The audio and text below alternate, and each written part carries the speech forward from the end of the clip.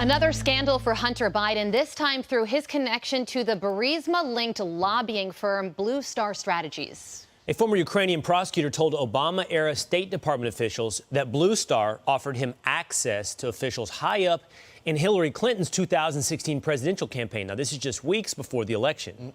Here to react, Fox News contributor and former House Oversight Committee chairman, Jason Chaffetz. Okay, for what we know, Jason, he was addicted to drugs at the time, which is tragic. A lot of Americans go through that. So how was he still having all these business dealings, and what did he offer these companies?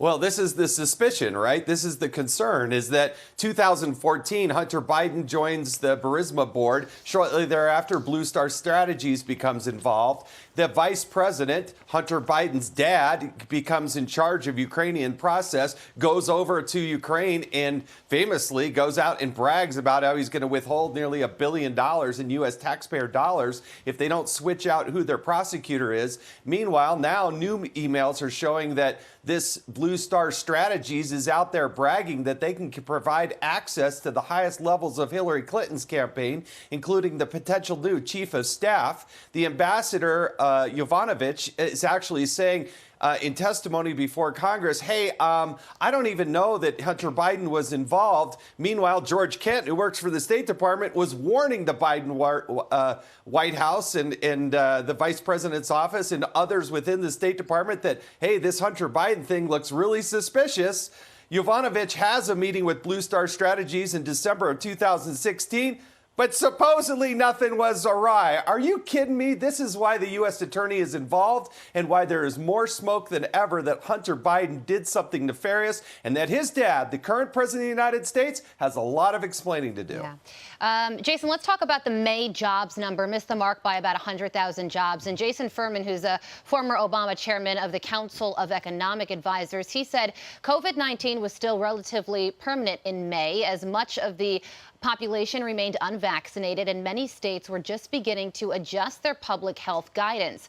These factors interact with unemployment insurance, which can allow workers to take longer to rethink their careers, try to find jobs in new industries, and negotiate for higher wages, but can also slow unemployment growth and prolong long-term unemployment. That last part is the key. What's your reaction? Yeah, I think government is competing with the private sector. I don't care where you go in this country, you're having problems finding businesses that can actually employ people. And one missing part of this story that I want people to understand, go back 10 years under the Obama White House. The federal budget was about $3.7 trillion.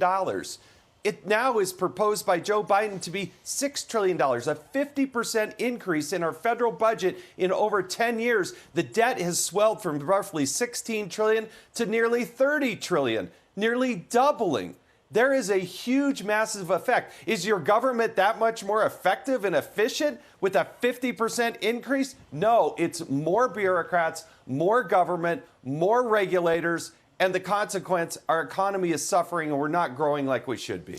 Jason, I want to see what you think about a story that caught my attention. There's a lot of speculation, of course, about President Trump and his intentions in 2024. But on Wayne Allen Root's radio program, 2022 was brought up. What they talked about was whether or not President Trump should run for Congress from Florida, become a United States congressman in 2022, then become Speaker of the House, where Root said then you could lead any investigations into Biden or anything else before 2024 even comes up. Trump said, that's interesting. Wow. What's your reaction? Yeah, I tweeted about this a few months ago. Under the Constitution, you don't need to be a member of Congress to be elected the Speaker of the House. So put Donald Trump in as Speaker of the House. He can go out and investigate everybody and he can impeach everybody. That would be pretty fascinating. Yeah, I don't know that that's what he'll choose to do, but he seemed interested for a moment there on that radio show. We'll see. Oh, it'd make for great TV, I tell you that. Donald Trump launching an impeachment probe on Joe Biden. I mean, the headlines write themselves. Speaker of the House, Congressman, any of those combinations thereof before you even get to 2024. All right. Thanks, Jason. Jason, thank you so much.